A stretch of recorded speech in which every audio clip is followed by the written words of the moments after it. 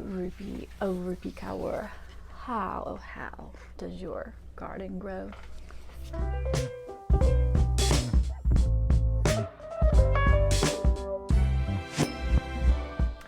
Good morning and welcome to Lost for Words. I'm Sarah Woods. Thank you for joining me while we explore some great women poets. And today we are diving into the poetry of Rupi Kaur. I actually have two of her books. I have Milk and Honey, and then I have The Sun and Her Flowers. I haven't bought Homebody yet, so maybe I will get that before the end of this series. We'll see. But today we're going to explore a little bit in The Sun and Her Flowers. And I love this book. I love the cover. It's like beautiful and soft. And I don't know, it just feels like a well-made book. Like, I don't know, I feel like sometimes people don't spend the time to make books that are like fun to hold, fun to look at anymore. So this is like a really beautiful book. So when you know, obviously the title is The Sun and Her Flowers. So you immediately feel like you're going to experience something of beauty, something of growing, an experience between the sun and flowers, like something organic and beautiful.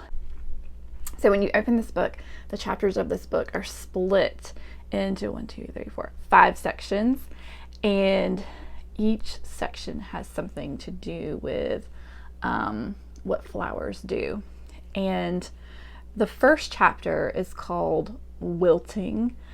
The second one is called Falling. The third one is Rooting, and then Rising, and then Blooming. So you have these different stages of like things that flowers do. And to me, it's interesting that this book, it doesn't start off with rooting. It doesn't start off with like the seed and then sprouting and then, growing. It actually starts off with like what I imagine is like a grown little flower, and that flower dying. Like there's like a feeling of death in the first chapter, which is, I don't know, like I feel like the saddest part of a flower's life. So I'm just going to read the first 4, I think. Yeah, I think I'll read the first 4. And I feel like they give us like a little glimpse into this journey of wilting and maybe what causes it, the feeling of death, of sadness that comes along with something beautiful fading or dying. So this is the first one, and you can see she's got like little pictures that she draws with all of her poems that are it's kind of cool. These are all really short, and it feels like there's a lot of feeling packed into small little nuggets of sentences. It says, on the last day of love, my heart cracked inside my body. I feel like that's a sentence you could read and be like, all right, you got one sentence, move along. But really, I don't know. I feel like that's if you really pause for a second and you like feel those words, like I feel like love is something that we all want to like last a really long time. Like love is something that you want to never go away. Love is something you want to last forever. Love is something you want to like be all a part of you, never go away. And in this little nugget of a poem or sentence, it says, on the last day of love. To me, that's a very powerfully sad like beginning. And I feel like it matches the chapter of wilting very well. Because you immediately, or for me, I'm like, oh, on the last day of love, like, when is that day? Like, I don't want to experience that day. And she says, on the last day of love, my heart cracked inside my body.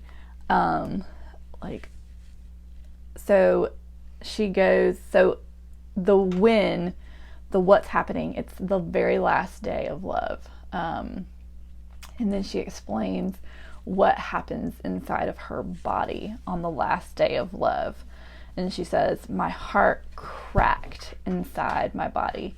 Like, I feel like you can almost imagine a heart like drying up, cracking open, and just like the pain, that for me, it almost like you imagine a heart like not being able to live without love. Or I feel like, to me, love is like, if you think of a heart, the way she's describing this, like, on the last day of love, my heart cracked inside my body.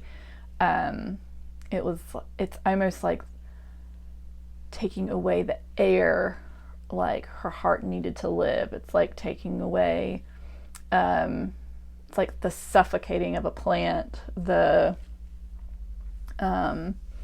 taking away the water the flower needed to be alive.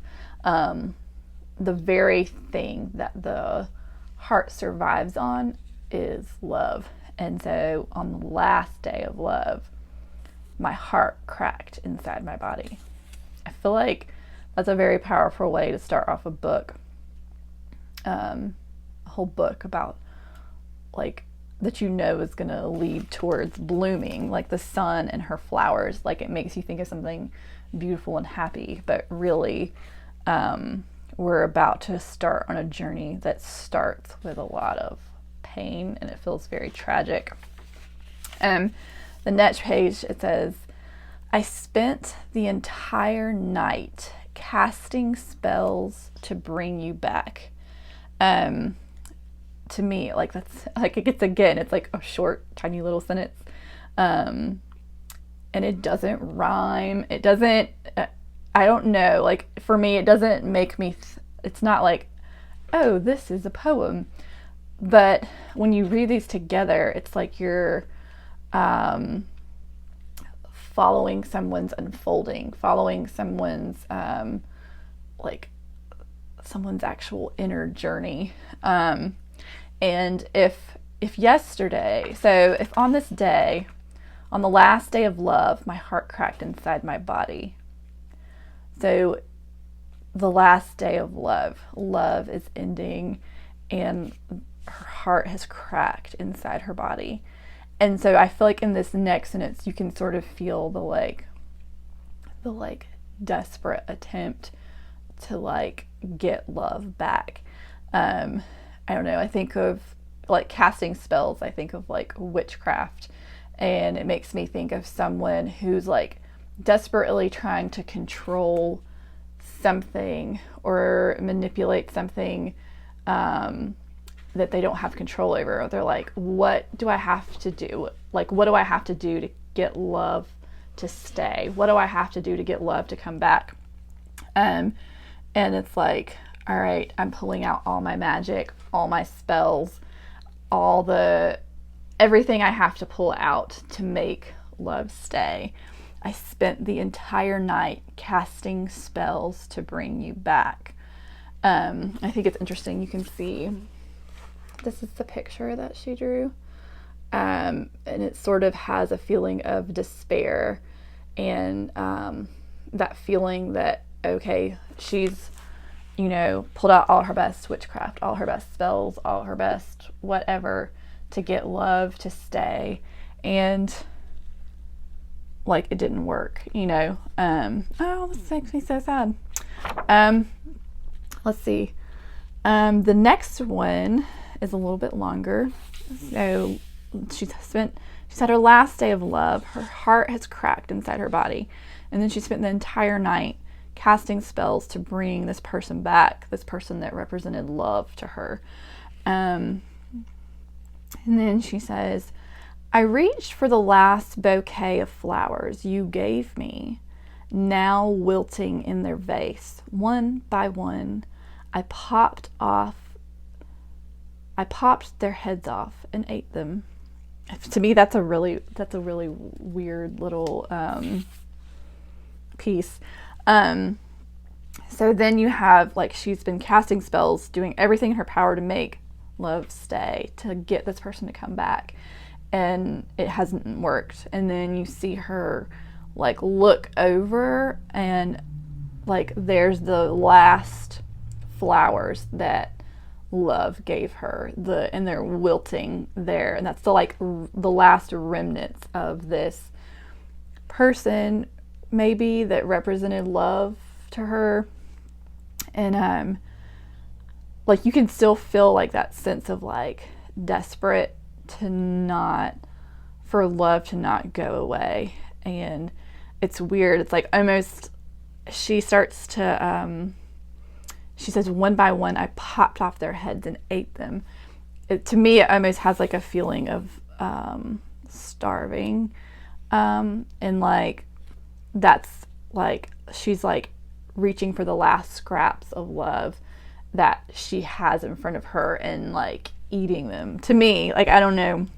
I'd be curious what you think of that. And then this is the last one I'm going to read. This one says, I stuffed a towel at the foot of every door. Leave, I told the air, I have no use for you. Drew every curtain in the house. Go, I told the light. No one is coming in and no one is going out. And then she signs it cemetery. So this has a feeling of, like, to me, this poem continues in that feeling of, like, desperation and despair, that there's been a day where love has died. Her heart has cracked inside of her. She's cast all of her spells trying to get love to stay. And then, like, in desperation, she ate the last remnants of love that were wilting on her table, those flowers. She popped off the head of each flower and ate them one by one. And so now you have her, like, it feels like,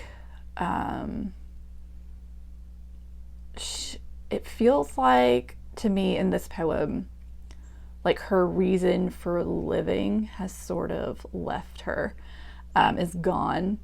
And it, for me, when I read this, it makes me think of, like, well, if love isn't here, then what's the point? Like, and so, oh my gosh, this is so sad. It's gonna make me cry. She says, I stuffed a towel at the foot of every door. Leave, I told the air, I have no use for you. Drew every curtain in the house. Go, I told the light. No one is coming in and no one is going out.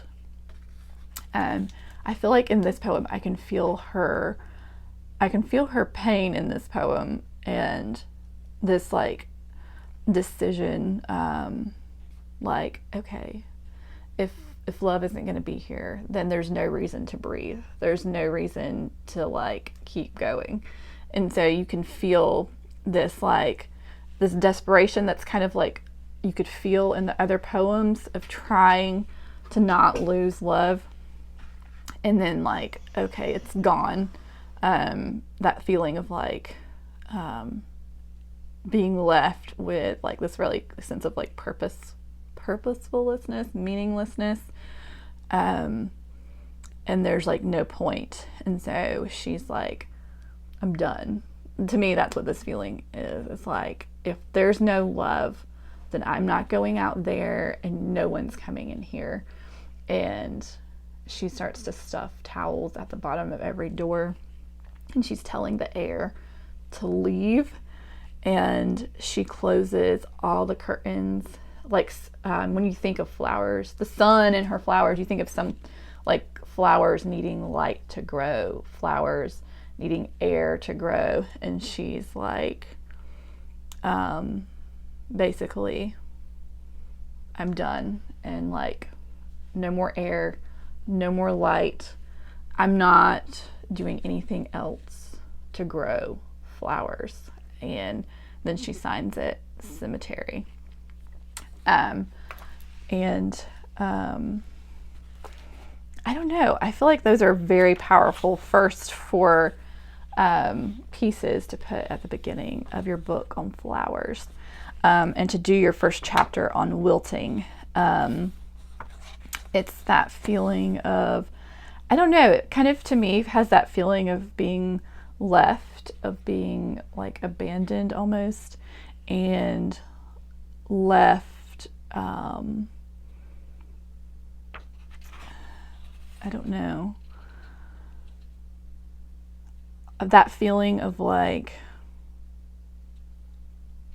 being, that feeling of feeling like you're nothing without someone, or that feeling of feeling like I feel like I feel like I understand this feeling, like, yeah, like if there's no love, like if there's no connection, if there's no love, like it feels like there's no beauty, it feels like there's no reason to keep, like what's the point? So I feel like that's a very tragic way to begin this poem or this book. And for me, it's like, okay, like how much more can you write if you are going to completely cut yourself off from the world, from people, and it's like this weird, slow, like spiritual death of like your inner person, I guess. And it also makes me think of like, I don't know, like what is the other choice that you're left with when you have this feeling of there being no love, the love ending, and you're left without love. Yeah, I think that's very interesting. So I'm very curious. Obviously, I feel like she has somewhere good that she's going to go with this. It's going to be interesting little journey. So the next chapter is called Falling. So maybe what I'll do is I'll do like a couple of pieces from each of these chapters, and we can kind of catch a glimpse of her journey through these stages of the flower, and see if there is life after wilting. Anyway, thanks for joining me. I'll see you again next time.